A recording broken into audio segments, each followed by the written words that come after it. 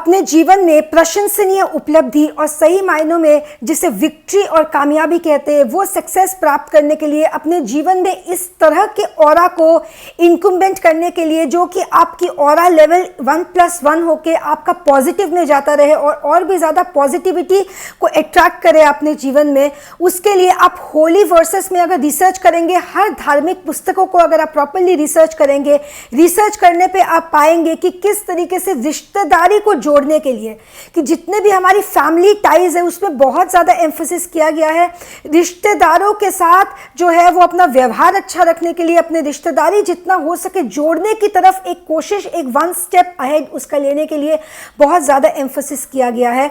और इसके साथ ही साथ अगर जितना हो सके किसी को सहारा देने की अंदर की जो इंटेंशन हो, अगर किसी को सहारा देने की हो, तो इसको इस तरीके से बताया गया है कि जैसे ये एक तरह का प्रेयर हो रहा है, एक तरह का जो है उस सुप्रीम कॉन्शियसनेस को, उस ऑलमाइटी को, उस ऊपर वाले को एक तरीके से एक कनेक्ट आप उस सुप्रीम कॉन्शियसनेस के साथ बना रहे हैं। जब आप अपने इंडिविजुअल कॉन्शियसनेस को एक होलिस्टिक अप्रोच दे रहे हैं, अपनी फैमिली हो, चाहे फैमिली के बाद कोई ऐसा इंसान हो जो आपके फैमिली का बाहर भी हो परंतु उसे आपकी ज़रूरत हो, तो एक सहारा देने की अगर इंटेंट बना के आप कोई भी कार्य करेंगे तो आपके जीवन में जो ऑरा है वो पॉजिटिव की ओर जाएगी जितना ज़्यादा हो सके। स्पेशली फैमिली टाइज इसीलिए कहा गया है क्योंकि आपने माता पिता, सबसे पहले माँ, उसके बाद पिता, माता पिता के बाद जितने भी हमारे फैमिली टाइज है, भाई बहन, सिबलिंग, कजन्स, हर तरह के जितने भी फैमिली के रिलेशनशिप्स है, वो एक के बाद एक जिस तरीके से किसका आप पे कितना ज़्यादा जो है एक राइट है।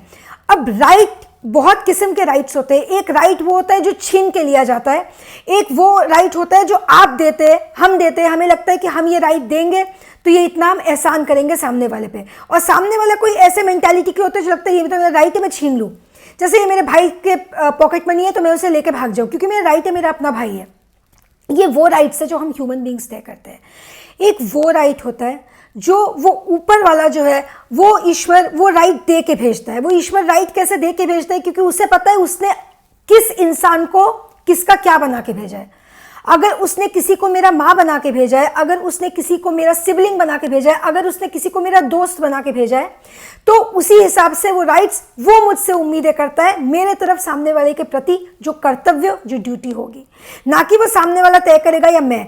क्योंकि अगर ऐसा ना होता तो वो जिसको मेरा माँ बनाया उसे मेरा दोस्त बना सकता था, जिसे उसने मेरा सिबलिंग बनाया उसे वो मेरा माँ बना सकता था।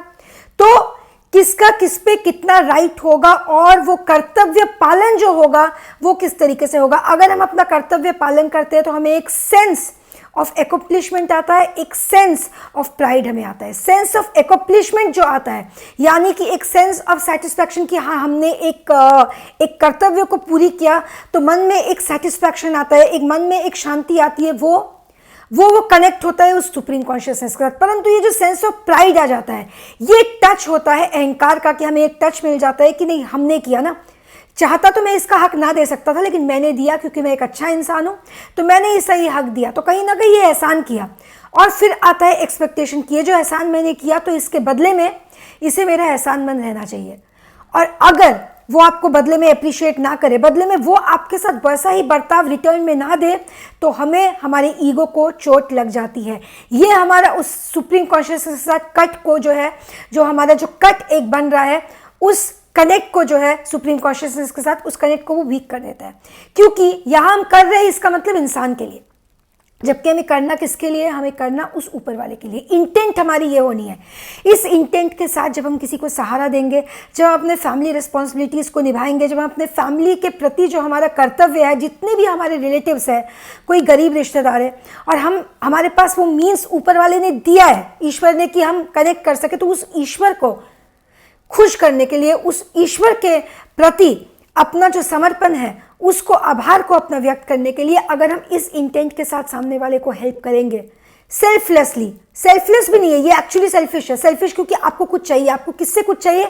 हमें उस ईश्वर से कुछ चाहिए कि वो हमसे खुश हो जाए, वो हमारा कुछ अच्छा करे, वो ईश्वर हमें अपने गुड बुक्स पे ले ले, है ना।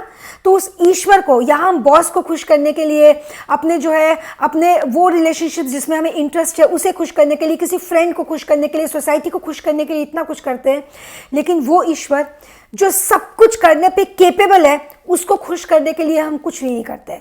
उसको खुश करने की इंटेंट के साथ अगर आप कुछ करेंगे, दुनिया के नज़र में वो सेल्फलेस हो सकता है, लेकिन मान के चलिएगा ये कोई सेल्फलेस नहीं है, ये एहसान नहीं है, ये वो एहसान है जो हम खुद पे कर रहे हैं, क्योंकि इसके जो बेनिफिट्स होते हैं वो बहुत ज़्यादा स्ट्रांग होते हैं, बहुत ज़्यादा स्ट्रांग होते हैं।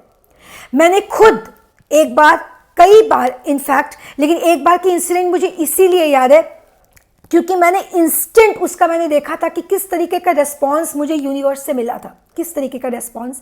ठीक है, तो एक जानवर था, उसे बहुत ज़्यादा मुझे ऐसा महसूस हुआ वो ज़रूरत थी, उससे मेरा कोई कनेक्टेड, मुझे उसकी आवाज़ मिली, मैं उसके पास गई सेल्फलेसली, बिल्कुल मन में एक भाव लेके कि ये जिसने इस जानवर को बनाया उसी ने मुझे भी बनाया, और मैंने अपनी जिम्मेदारी उस जानवर के प्रति पूरा किया। अगले ही दिन, इनफैक्ट मैंने ऐसा कुछ भी अपने मन में नहीं रखा था। अपने मन में अगर मैं ये रख के जाती कि अगले ही दिन मुझे उसका कोई प्रॉफिट चाहिए, तो मुझे फिर 1 साल तक भी उसका कोई ये नहीं मिलता।